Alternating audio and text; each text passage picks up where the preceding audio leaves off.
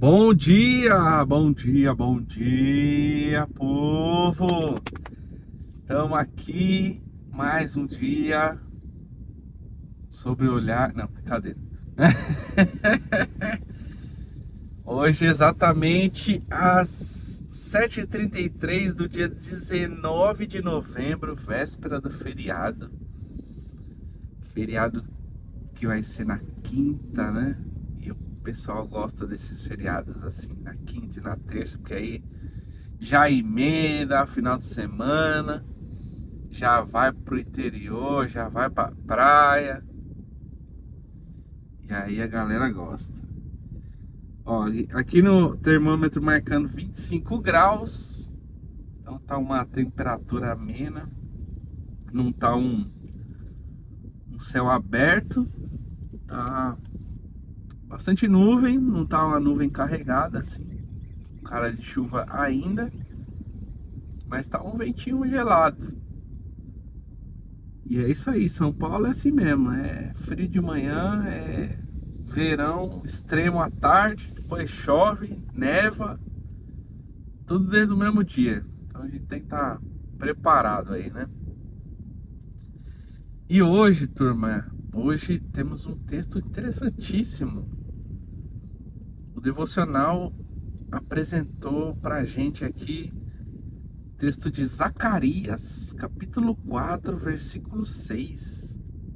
Rapaz, tem gente que não sabe nem onde tá. Se falar assim, Zacarias, abre Zacarias. Tem gente que vai falar assim, e tem na Bíblia Zacarias? E tem Zacarias? Tem. Zacarias é um dos categorizados como profeta menor. E o grupo de profetas menores, ele tá ali mais pro finalzinho do Velho Testamento, tá? Muito próximo lá já do final, né? Por causa de Zacarias. E aí, a ideia aqui é a gente trabalhar um pouquinho do contexto e depois a gente vai pro texto, tá? Mas o versículo diz assim: diz o Senhor a Zorobabel, não é por força nem por violência, mas pelo meu espírito, assim diz o Senhor dos Exércitos. Quem aí, crente, nunca ouviu essa palavra, mas não é por força nem por violência. Em algumas versões eu falo nem por força nem por poder, né? Quem nunca ouviu isso aí em pregações, né? Não pode ser nem por força nem por violência. Então a fonte desse jargão gospel, se podemos aplicar assim, a fonte é esse texto de Zacarias, tá? Então, a palavra, repetindo aqui, né? Diz o Senhor a Zorobabel, não é por força nem por violência, mas pelo meu espírito, assim diz o Senhor dos Exércitos. Então, vamos entrar no contexto um pouquinho, né? Para a gente entender o para quem, por quem, para que, onde está sendo dito. Porque tudo isso é extremamente importante para não isolar um versículo, né? E extrair dele uma teologia, uma doutrina só pelo aquele versículo fatiado. Até porque nos textos originais não existem versículos, né? No máximo tem os subtópicos, que são aqueles textos em negrito que a gente vê dentro dos capítulos, né? Mas capítulos e versículos é uma fragmentação bem posterior, tá? Para facilitar a localização. Eu particularmente acho que a separação por versículos provocou em certa forma aí algumas dissonâncias, umas heresias, pegando versículos isolados, né? Talvez o capítulo foi uma boa, mas não sei se versículo foi uma boa. É visão minha, tá? ninguém é obrigado a concordar. Mas a gente tem isso já nas Bíblias, né? Que adquirimos aí, ou que visualizamos nos apps, como é o meu caso aqui. Então, convivamos. Então, qual que é o contexto aqui? Zacarias e Zorobabel, eles são contemporâneos ali de Esdras e Neemias. E aí vai um pouco de bibliologia, seria isso? Porque Zacarias é um texto que está mais para o final do Velho Testamento e Esdras e Neemias está mais no meio ali, né, do Velho Testamento. Mas por que eles estão tão distantes assim, né? Os livros tão distantes, sendo que são contemporâneos, né? É porque a Bíblia, para quem não sabe, ela não é separada por ordem cronológica, ela não é confeccionada ou estruturada por ordem cronológica. Bíblias, resumidamente, seria o agrupamento de vários livros, né? Da onde vem talvez o termo biblioteca. Então é um agrupamento de vários livros. E aí nesse agrupamento as setorizações são por tipo. Então temos os 5 primeiros, que é o Pentateuco, aí temos os históricos, depois os poéticos, depois os profetas, e aí depois no Novo Testamento temos os evangelhos, as epístolas, e o Apocalipse, tá? Resumão assim. Então é separado por categoria. É como se a gente pegasse lá na biblioteca, matemática, e aí tem um livro que é de 1900 e tem um livro que é de 2015, tá? Mas é matemática. Aí tem um outro lá que é português, um setor que é português. Aí tem um outro que é história. Então, mais ou menos assim que funciona, tá? Setorizado. Então, por isso que Zacarias, o livro do profeta Zacarias, está mais pro final, mesmo ele sendo contemporâneo aí desses outros 2 escritores que estão mais ali no meio da Bíblia, tá? E aí, esse período é um período depois do exílio da Babilônia. Então, em algum momento da história, Israel se divide, as tribos do norte são espalhadas e dominadas ali pela Síria, e algum tempo depois resta só a tribo de Judá, um pedacinho de Benjamim ali, e os levitas, né? Parte dos levitas que moravam ali, se estabeleciam ali. Mas um povo menor resiste ainda por um tempo, mas pela desobediência Deus permite que a Babilônia venha, vença e leve os cativos, né? Subjugue eles e leve boa parte dos cativos ali para a própria Babilônia. Então, na Babilônia, a gente tem um período ali de aproximadamente 70 anos, onde a gente conhece os personagens Daniel, Ezequiel, tá? Então, esse texto aqui de Zacarias vai ser depois, mais para o final disso, quando o rei Ciro autoriza que o povo hebreu, o povo judeu, o povo da tribo de Judá, volte à sua terra para reconstruir lá Jerusalém, né? E reedificar o templo, a cidade. E aí surge a figura de Zorobabel, que seria o governador, tá? Desse período aí de reestruturação. Então qual que é o período que estamos? É depois do exílio babilônico. Quem é Zorobabel, citado aí? É o governador que vai tomar conta aí da reestruturação da cidade. Quem é Zacarias? É o profeta, tá? Desse período ele é o profeta. Esdras, se eu não me engano, é um escriba. E o Neemias aparece aí depois, um pouquinho na história, como reconstrutor mesmo, tá? E aí temos esses personagens todos contemporâneos ali. Deu para pegar aí o contexto? Então a cidade estava toda destruída, estava arrasada, assolada, e aí Zorobabel é o cara designado de sangue, né? Porque tinha a questão real, né, ainda latente nessa época, então era um cara do sangue real, denominado governador, e aí ele volta com os cativos, ex-cativos, agora exilados, voltando para sua terra, de volta para minha terra. Lembra, lembra do quadro lá do, sei lá, se era do Faustão, se era do Gugu, acho que era do Gugu que falava de volta para minha terra. Então, é nesse momento que estamos. E aí vem essa profecia. E essa profecia está atrelada à reconstrução especificamente do templo, tá?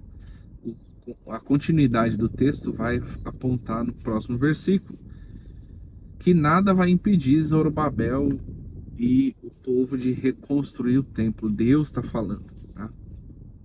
Então esse é o contexto. Voltando o povo, vamos reconstruir o templo, e o próprio Deus está falando que nada vai impedir eles de reconstruir o templo. E aí vem esse texto, onde o profeta Zacarias está verbalizando ali o que Deus traz de mensagem para Zorobabel, tá? Então não é por força nem por violência, mas pelo Espírito. E aí é interessante, cara, essas coisas me pegam, tá? Essas coisas me pegam. Porque você fala assim, mas o Espírito, ele só veio aqui para participar do relacionamento com os homens lá no Novo Testamento, após a descida citada em Atos capítulo 2. Tá? Muitos equivocados vão pensar assim, tá? Como se as três personagens da divindade operassem de forma isolada. E não é bem assim, tá? Desde o princípio a gente vê palavras colocando argumentos ou figuras no plural, né?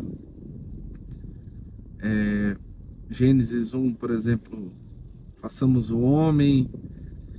Gênesis 6, se eu não me engano, 6 ou 7, vai falar desçamos e confundamos, né? Então tem algumas verbalizações no plural ali no Velho Testamento já.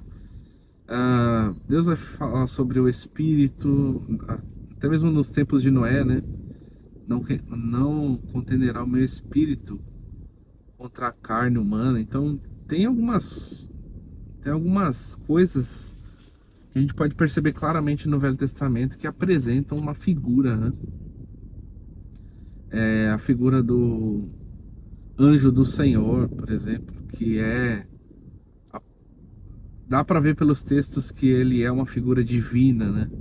Não é uma criatura, até porque momentos que tem criaturas como anjos e profetas, por exemplo, vão se prostrar diante de criaturas dessas, personagens dessas, que são anjos e não divindades, a própria personagem ali vai falar assim, olha, não me adora não, eu sou conservo teu aí, meu, eu sou parça seu, não faz isso aí comigo não, rapaz, tá errado isso aí.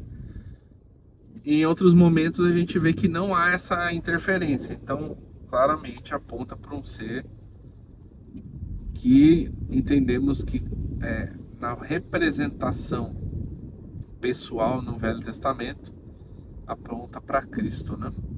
Em geral, assim. Mas acho que esse é um consenso entre os teólogos aí, né?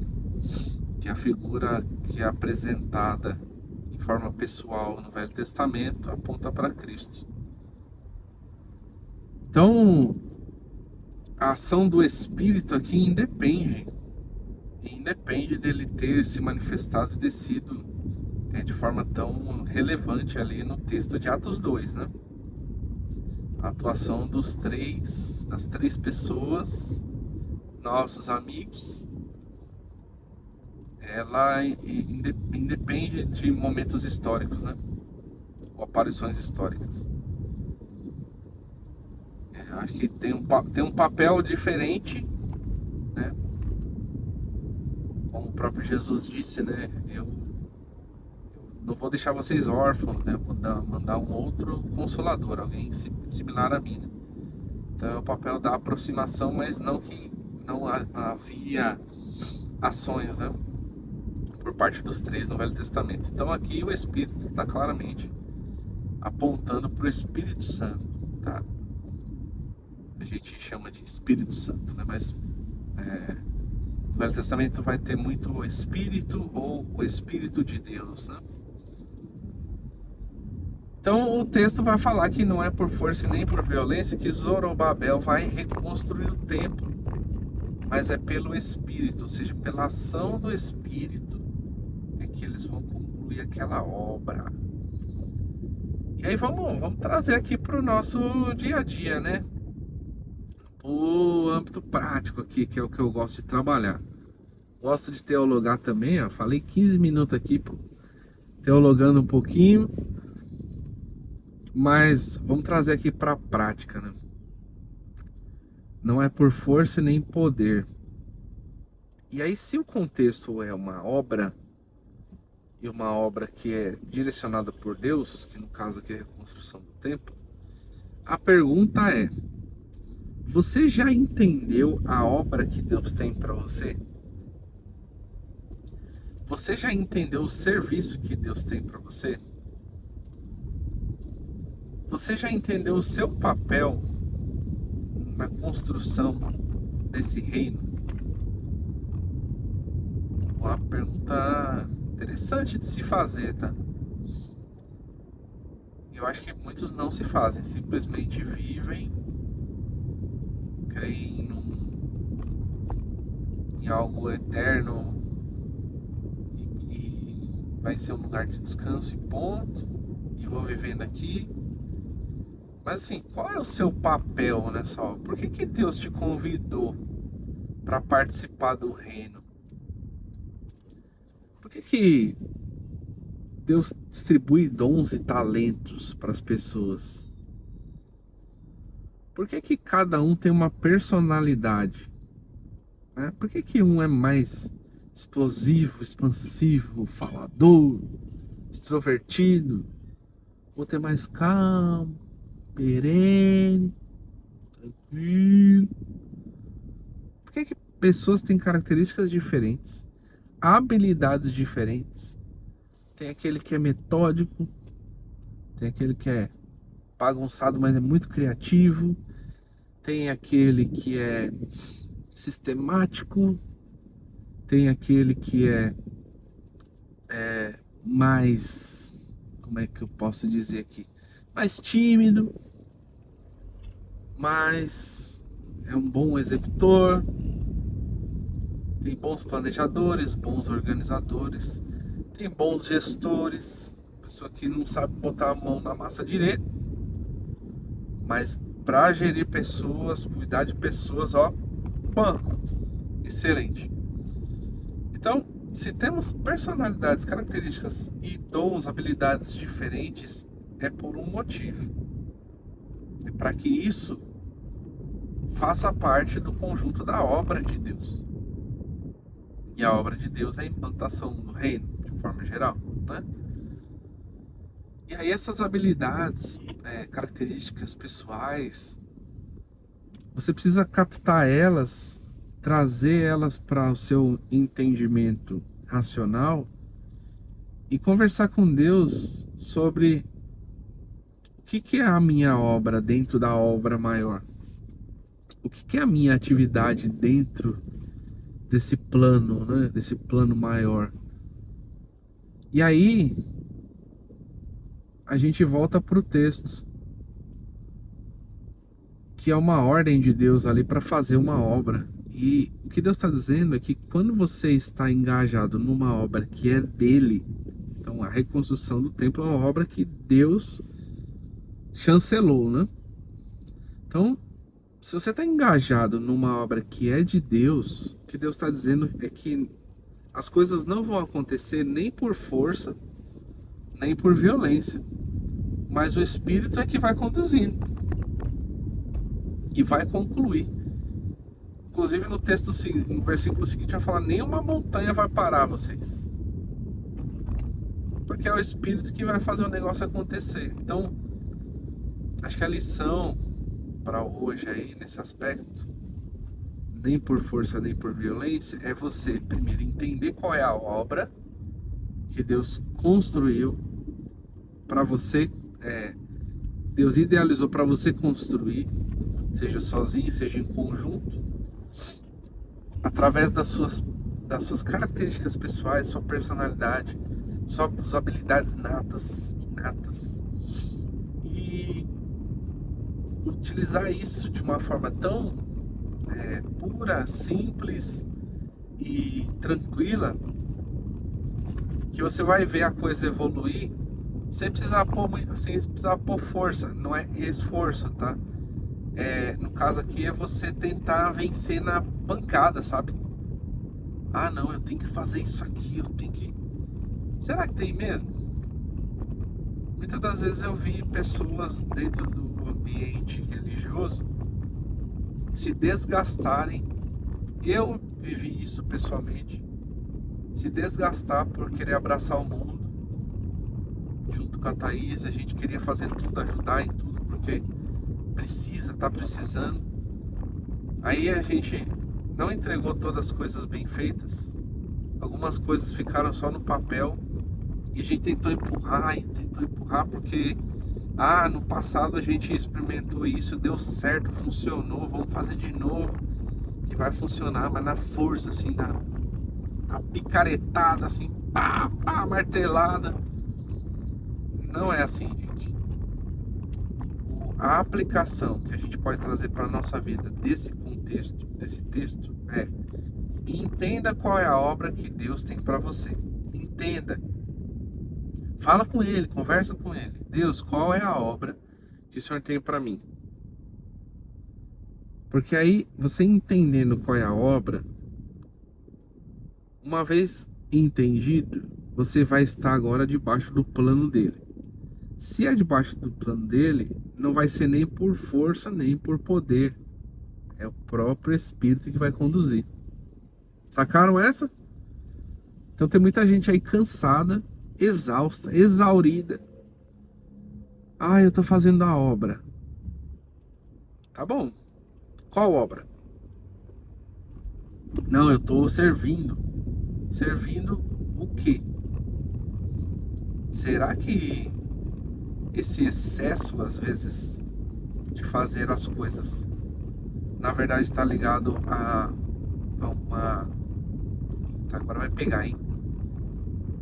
Será que esse excesso, esse ativismo, não está atrelado a uma carência que você tem de estar ali e as pessoas sempre falando: olha, a pessoa tá lá, ela tá fazendo. Será que o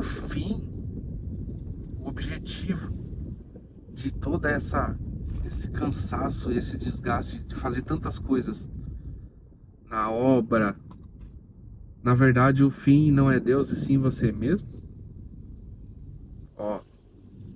Pausa para reflexão, hein?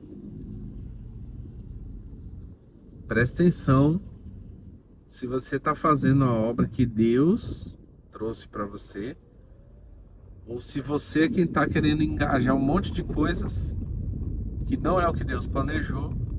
Você vai se cansar, porque aí você vai ter que pôr muita força, muita violência, muito poder.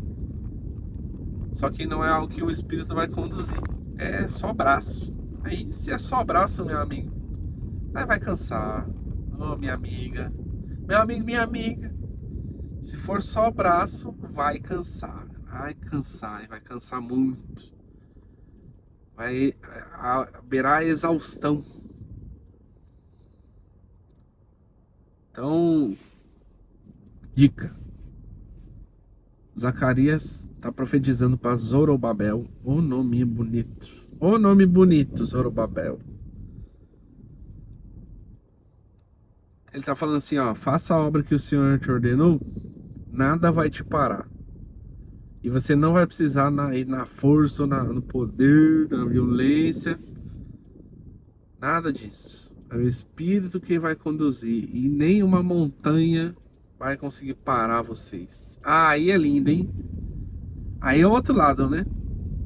Quando você entende a obra que Deus tem para você, aí é maravilha, porque aí você vai não só usufruir no final de uma conclusão de uma obra. Então vamos supor que a obra para você é que você intervenha num problema de um casamento de alguém, e aí você apoia, aconselha, e aí o casal agora tá resolvido, né?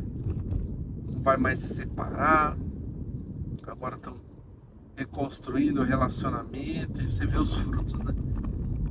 Quando você está numa obra que é Deus quem construiu, idealizou, desfrutar não acontece só no momento da conclusão da obra, né? Você acaba desfrutando já no processo. Aí que é legal, porque você vê a coisa acontecer passo a passo. Pode ser que sejam dias, pode ser que sejam meses, pode ser que sejam anos. Mas, ou décadas, às vezes décadas. Mas você desfruta do processo. E Deus vai construindo a cada etapazinha do processo uma coisa nova, uma habilidade nova, um conhecimento novo em você, que vão te munir de ferramentas para que quando você for para um novo desafio, talvez um novo patamar de desafio, você vai estar muito mais preparado. Então, a obra de Deus, ela vai fazer, primeiro, você não ir tudo na força, no braço, na canseira, vai ser fluido, vai ser pelo Espírito, e você não vai desfrutar só lá no final, quando concluir ou ver a obra concluída. Você vai desfrutar no processo. E na Bíblia a gente tem exemplos como de Moisés, que construiu no processo e não desfrutou em carne na terra prometida, né? Então pode acontecer isso também, tá?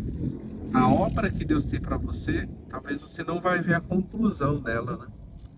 Você vai fazer boa parte do processo e quem vai colher uma próxima 2 ou 3 gerações para frente, né? Às vezes é assim. Deus, ele tem o seu jeito de fazer e ele sabe todas as coisas. Então a gente precisa entender qual é o nosso papel, né? Primeiro, para ser obediente, e segundo, para não cansar e fazendo coisas que ele não pediu. Porque eu vejo muita gente cansada que tá fazendo coisas que Deus não pediu.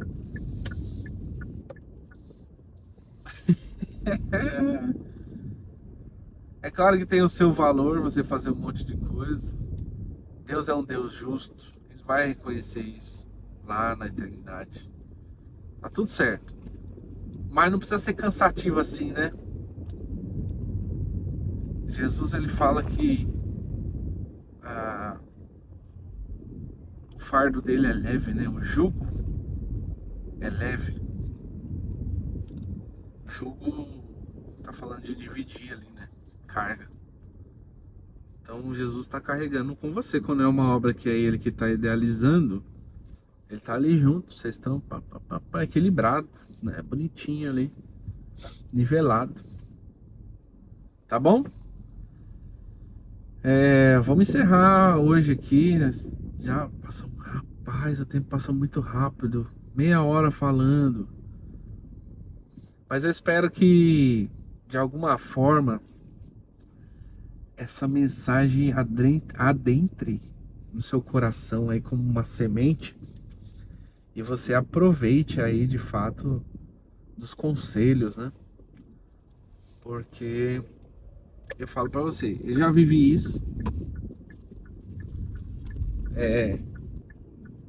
não me arrependo de nada, acho que tudo é aprendizado, tudo é construção, mas não precisa ser cansativo.